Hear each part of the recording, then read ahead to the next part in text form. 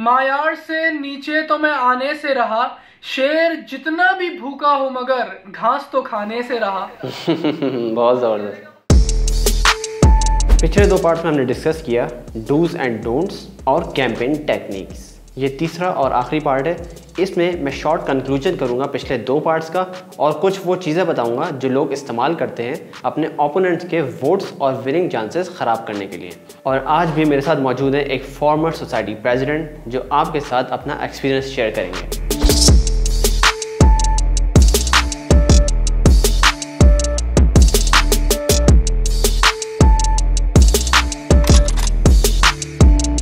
कुल मिला के प्रीवियस दो पार्ट्स में ये बात हुई है कि as soon as elections announce हो आपको रजिस्ट्रेशन पर फोकस करना है। जितने लोग आपसे मुतासिर होकर आपकी सोसाइटी में इनरोल करेंगे वही आपको वोट भी देंगे।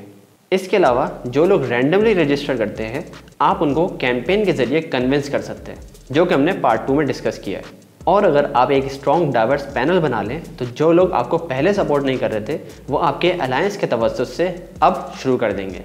So having a panel is a plus point. लोगों से फेस टू फेस मिल के बात करें तो वो आप पे ज़्यादा एतमाद करेंगे। कैंपस या सोशल मीडिया पे कोई छोटी मोटी एक्टिविटी ऑर्गेनाइज कर सकते हैं पब्लिक अटेंशन के लिए। और इसी से रिलेटेड काफ़ी सारी चीज़ें हमने पिछले दो पार्ट्स में डिटेल में डिस्कस की थी। अब बात करते हैं कुछ उन चीज़ों पे जो लोग करते हैं अपने ओपोनेंट्स के वोट्स ख़राब करने के लिए। डिस्क्लेमर, मैंने ऐसा कुछ भी नहीं किया। मुझे ये चीज़ें पता है क्योंकि इलेक्शन में आने से पहले 3 साल मैंने बाकी कैंडिडेट्स के साथ इलेक्शन में कैंपेन में मदद की है। उनकी हेल्प करनी हो, मार्केटिंग में मदद करनी हो, XYZ। तो इस वजह से मुझे सब चीज़ें पता हैं। सबसे पहली चीज़, डमी या प्लांटेड कैंडिडेट। डमी कैंडिडेट आपका दोस्त ही होता है लेकिन वो एक स्ट्रॉन्ग डिपार्टमेंट का स्टूडेंट होता है। वो आपके साथ सेम पोस्ट पे आपके साथ खड़ा हो जाता है आमने सामने। इससे लोगों को ये लग रहा होता है कि ये दोनों आमने सामने खड़े हुए हैं, जबकि असल कहानी ये होती है जब रजिस्ट्रेशन क्लोज होती है उसके बाद वो बंदा बैकआउट कर देता है और आप सिंगल हैंडेडली उस पोस्ट पे खड़े हुए होते हैं अनअपोज्ड। प्लांटेड कैंडिडेट वो होता है कि फॉर एग्जांपल आप किसी पोस्ट पे इलेक्शन के लिए लड़ रहे हैं और आपके अगेंस्ट में एक बड़ा स्ट्रॉन्ग बंदा आ गया है, तो आप क्या करते हैं, या तो उसी की क्लास या उसके डिपार्टमेंट से अपने किसी दोस्त को जिसकी थोड़ी स्ट्रॉन्ग ग्रिप हो उसको उसके अपने ओपोनेंट्स के अगेंस्ट खड़ा कर देते हैं। अब इस पोस्ट पे 3 बंदे इलेक्शन लड़ रहे हैं, एक आप और एक आपका ओपोनेंट जिसके डिपार्टमेंट से सेम बंदा उसकी पोस्ट पे खड़ा हुआ है। तो होता क्या है, उनके वोट्स आपस में डिवाइड हो जाते हैं। तो जो वोट्स आपके ओपोनेंट को मिल सकते थे वो पूरे उसको नहीं मिलते और इन दी एंड आपके विनिंग के चांसेस बढ़ जाते हैं। सेकंड, जो बहुत कॉमन चीज़ है आपको भी पता होगी, एंटी कैंपेनिंग। इसके अंदर आपका ओपोनेंट आपकी क्रेडिबिलिटी डैमेज करने की कोशिश करता है। वो आपके ख़िलाफ़ आपके वोटर्स को वर्ग लाता है, आपको डिफेम करता है, सोशल मीडिया पे आपके ख़िलाफ़ बातें बोलता है या XYZ कि लोग आपसे पीछे हटना शुरू हो जाएं और उसकी तरफ राग़िब हो जाएं। तीसरी चीज़ ये हो सकती है कि अगर आपने एक पैनल बनाया हुआ है जो कि स्ट्रॉन्ग है तो दूसरे लोग क्या करते हैं कि वो आपके पैनल को तोड़ने की कोशिश करते हैं, क्योंकि अगर आपका पैनल कमज़ोर पड़ गया डेफिनेटली आपके वोट्स भी गिर जाएंगे। तो वो आपके पैनल के किसी वीक बंदे को चूज़ करते हैं और उनको आपके बारे में बातें बताना शुरू करते हैं कि भाई किसी तरीके से इसका माइंड ब्रेन वॉश हो जाए और ये इस पैनल से निकल जाए। वो पैनल से निकलेगा तो अपने वोटर्स साथ लेके निकलेगा, तो इससे भी आपके वोट्स डैमेज हो सकते हैं। और यही चीज़ आप अपने ओपोनेंट के साथ भी कर सकते हैं। और एक बड़ी ख़तरनाक चीज़ जो हर इलेक्शन में देखने को मिलती है वो होती है पॉलिटिकल या लैंग्वेज बेस पे वोटर्स कलेक्ट करना। इसमें क्या होता है, लोग लसानी बुनियाद पे वोटर्स जमा करते हैं। जैसे अगर सेम ज़बान बोलने वाले लोग हैं तो उनको वो बोलेगा कि भाई देखो हम दोनों तो एक ही उसके हैं, लैंग्वेज के, एक ही गांव के है, जो भी है वो उनको कन्विंस करता है, कहता है कि यार हम तो भाई भाई हैं तो तुम मुझे ही वोट देना। और मज़े की बात, लोग इस बात से कन्विंस हो भी जाते हैं। तो ये कार्ड बहुत ज़्यादा खेला जाता है और इससे काफ़ी ज़्यादा लोग लैंग्वेज और पॉलिटिकल बेस पे कन्विंस भी हो जाते हैं। आप भले ही बड़े मासूम बन के इस बात से डिसएग्री कर लें, लेकिन ये चीज़ होती है और लोग इस बात से कन्विंस भी होते हैं।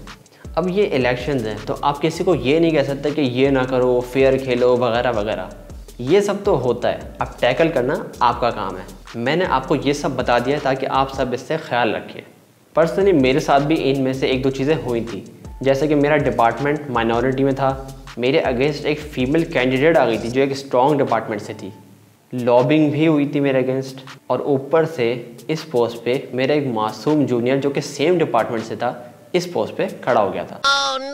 अब इस पोस्ट से 3 बंदे आ रहे थे और मुझे मसला ये था कि जो मेरा जूनियर है वो मेरे ही डिपार्टमेंट से है और उसकी वजह से हमारे वोट्स डिवाइड हो जाएंगे और डेफिनेटली सामने वाला मेजॉरिटी वोट से जीत जाएगा। अब ये बात मैं अपने जूनियर को समझा रहा हूँ तो वो यंग था, जज्बाती था, वो नहीं समझ पाया मेरी बात। अब क्योंकि मेरा डिपार्टमेंट माइनॉरिटी में था, यानी कि अगर मैं पूरा डिपार्टमेंट भी अपना रजिस्टर करवा लूँ तब भी मेरे ओपोनेंट के डिपार्टमेंट के स्टूडेंट्स मुझसे 3 गुना ज़्यादा थे। तो मैं हरगिज़ ये नहीं चाह रहा था कि वो गलती से भी डिपार्टमेंटल कार्ड इस्तेमाल करे, वरना उसको डिपार्टमेंट के नाम पे अच्छे खासे वोट मिल जाते हैं। तो इससे बचने के लिए मैंने क्या किया कि अपने ओपोनेंट के डिपार्टमेंट के स्ट्रॉन्ग कैंडिडेट्स को अपने पैनल का हिस्सा बना लिया। इससे वो डिपार्टमेंटल वार वाला मसला ही हल हो गया। अब अगर आप नहीं चाह रहे कि आप ये सब चीज़ें करें तो आप अपने ओपोनेंट्स के साथ मसला हल भी कर सकते हैं। आप उसको ये कह सकते हैं कि आगे आने वाले इवेंट्स पे मैं आपको उनका हिस्सा बनाऊंगा, या कोई भी आप बेनिफिट उनको बता सकते हैं XYZ।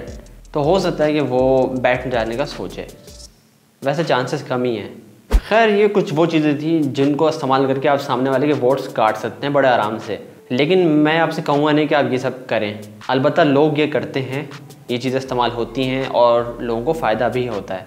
अब यह बाकी आपकी मर्ज़ी है। खैर तो आगे बढ़ते हैं और शामिल करते हैं हमारे खसूसी मेहमान साबका सदर debating society SMI university mister Hasan Farooq. Hasan, welcome to the show. Thank you वदीद। माशाल्लाह वीडियोस देख रहा हूँ मैं आपकी, बड़ा एक बेहतरीन सिलसिला शुरू किया आपने, ये नए आने वालों के लिए बहुत आसानी कर दी है। जज़ाकल्लाह हसान, बहुत नवाजिश। आज का जो हमारा टॉपिक है कि स्टूडेंट्स कुछ ऐसी टैक्टिक्स इस्तेमाल करते हैं इलेक्शन में कि सामने वाले के वोट्स काटे जा सकें या उसकी क्रेडिबिलिटी डैमेज की जा सके। उस हवाले से आपका क्या एक्सपीरियंस है और कोई एक एडवाइस जो आप स्टूडेंट के साथ शेयर करना चाहें? देखिए वदीद, होता ये है कि ऐसी तो हज़ार बातें होती हैं जो इलेक्शन के टाइम पे होती हैं। मिसाल के तौर पे एक बच्चा खड़ा हो रहा है आर्ट सोसाइटी के प्रेसिडेंट के लिए। 3-4 दिन बाद जब लिस्ट आती है उसको पता चलता है कि सेम सीट पे उसी की क्लास से एक और बच्चा खड़ा हुआ है। अब इसका नुकसान, या तो वो बच्चा खड़ा होता है या कराया जाता है। नुकसान इसका क्या है कि वोट डिस्ट्रीब्यूशन। आपको सबसे पहले क्या करना है कि बंदा अपने घर से शुरू करता है ना, तो आपको अपना घर महफूज करना है, अपनी क्लास, अपना डिपार्टमेंट। मिसाल के तौर पे अगर आपकी सोसाइटी में टोटल 500 वोट है और आपकी क्लास में 50 बच्चे पढ़ते हैं, तो आपको 450 के लिए मेहनत करनी है। 50 वोट तो है ही, इतना कॉन्फिडेंस हो आपको कि आंखें बंद करके भी 50 वोट आपको आएगा, मजा तब है। तो कोशिश करनी है कि सेम सीट पे सेम क्लास से बच्चे ना आए।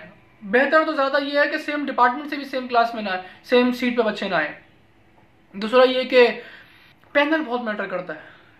पैनल में जेन्युइन बंदे लेने हैं आपको। पैनल की यूनिटी बहुत मैटर करती है। मिसाल के तौर पे एक हफ्ते से मेहनत चल रही है, सारा वफद बच्चों के पास जा रहा है आपका कि यार ये हमारा मेल सेक्रेटरी है, ये ऐसा है, ये वैसा है, ये XYZ है, उसकी तारीफें की, उसके लिए वोट मांगा आपने।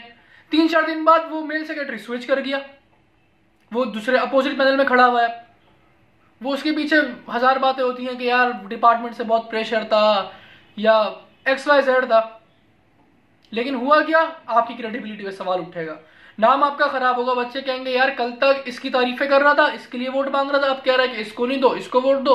तो इसी की बातों में तजाद है, समझ रहे मेरी बात। दूसरा ये कि नाम बहुत खराब होगा आपका। 1000 बातें सोशल मीडिया पे इधर उधर आपके लिए कही जाएंगी, झूठ है या सच है वो तो बात की बात है। कहते हैं ना कि झूठ इतना बोला गया कि सच हो गया। तो सारी बातें करने का मकसद ये है कि आप लोग मेंटली प्रिपेयर हो पहले से, एंड टाइम पे हाथ पैर ना फूले आपके। आप लोग तैयार हो कि यार हाँ ये भी हो सकता है, ये भी हो सकता है, ये भी हो सकता है। तो ये सारी बातें हैं। ज़बरदस्त, बहुत डिटेल में आपने एक्सप्लेन किया। अच्छा, आज ये हमारा आखिरी पार्ट है तो मैं इसमें कंक्लूजन कर रहा था, तो एंड में कुछ आप शेयर करना चाहेंगे स्टूडेंट्स के साथ? बस एंड में मैं यही कहूंगा कि ये जो इलेक्शंस होता है, सोसाइटी इलेक्शन, ये कोई जिंदगी मौत का मसला नहीं है, ये एक सीखने का अमल है। इसको एक हेल्दी कंपटीशन के तौर पे लेना चाहिए। इसमें आप बहुत सारी चीजें सीखते हो, pressure handling, strategy making, confidence, communication skills, 1000 चीजें सीखते हो। बस कोशिश ये होनी चाहिए कि आप एक अपना स्टैंडर्ड बनाओ, एक मायार सेट करो अपना। जैसे कि कहते हैं ना कि अपने मायार से नीचे तो मैं आने से रहा, अपने मायार से नीचे तो मैं आने से रहा, शेर जितना भी भूखा हो मगर घास तो खाने से रहा। बहुत जबरदस्त। बस कहने का मकसद है कि वोट लेने के लिए आप अपना मायार ना गिराओ। ये ना हो कि वोट लेने के लिए बंदा घास भी खा रहा है, कचरा भी खा रहा है, सब कुछ कर रहा है, बस वोट आ जाए, ये ना हो। बस यही है कि इलेक्शन में जो बच्चे जीते वो अपनी सोसाइटी के लिए, अपने बच्चों के लिए कोशिश ये करें कि हर बंदा कोई ना कोई चेंज लाए, अपना अपना कुछ परसेंट दे दे वहां पे। और जो बच्चे हारें, हार कोई भी आखिरी नहीं होती, बल्कि हार तो होती नहीं है, या तो बंदा जीतता है या सीखता है। तो कुछ जीतेंगे, कुछ सीखेंगे आइंदा आने वाले इलेक्शंस के लिए। ठीक है, ज़बरदस्त हसन, बहुत शुक्रिया ज्वाइन करने का। इंशाल्लाह फिर मुलाकात होती है आपसे। वदी थैंक यू सो मच, बहुत शुक्रिया आपका मुझे इनवाइट करने के लिए। अपना बहुत ख्याल रखिएगा, अल्लाह हम सबका हामी और नासिर। अल्लाह हाफिज़। ओके हसन, अल्लाह हाफिज़। So this was Hasan Farooq, former president of debating society. आप नोट करें कि अंदाज़े गुफ्तगू से ही तजुर्बे का अंदाज़ा हो जाता है। इन्होंने भी अपने टाइम पे बहुत भरपूर कैंपेन की थी और ये है कि इनका पूरा पैनल एक मेजॉरिटी वोट से जीता भी था। तो ये है कि इन्होंने जो भी बात की अभी वो अपने एक्सपीरियंस से की है। मुझे उम्मीद है आप लोगों ने इससे ज़रूर कुछ सीखा होगा। So this is the end of the series how to win elections. End में से मैं ये कहूँगा कि कोशिश करें कि रियल रहें, लोग बेवकूफ़ नहीं हैं, लोग समझदार हैं। वो आपके अंदाज़ गुफ्तगू से, आपके बोलने के अंदाज से, आपके एक्सपीरियंस, आपके स्किल से समझ जाते हैं कि आप कितने कैपेबल हैं। फेक बनने की कोशिश ना करें और जो आप हैं वही बन के उनके सामने हैं, तो वो ज़रूर आपसे सहमत भी होंगे और आपका साथ भी देंगे। लेकिन जैसा कि शुरू में मैंने आपसे कहा था कि अगर आप वीक कैंडिडेट हैं तो आप इन टेक्निक्स पे अमल करके अपने जीतने के चांसेस अच्छे खासे बढ़ा सकते हैं। ये इलेक्शन सिर्फ कुछ ही दिनों के होते हैं, तो कोशिश करें कि अपनी क्रेडिबिलिटी को डैमेज ना करें। इलेक्शन हो जाएंगे लेकिन आपने उसके बाद भी उस यूनिवर्सिटी में ही रहना है, उस इदारे में ही रहना है। तो अच्छे से खेलें, हेल्दी इसको कंपटीशन बनाएं और बुराइयां अपने सर पे ना लें, ताकि अगर आप हार भी जाएं तो लोग आपसे किनारा कशी ना करें। तो इन तमाम चीज़ों के हवाले से आपका कोई भी सवाल हो आप बेझिझक मुझसे पूछ सकते हैं। तो इजाज़त चाहूँगा आप सबसे, अगली बार एक नए मौजू के साथ आपसे मुलाकात होगी। अपना बहुत ख्याल रखें और साथ जुड़े रहें।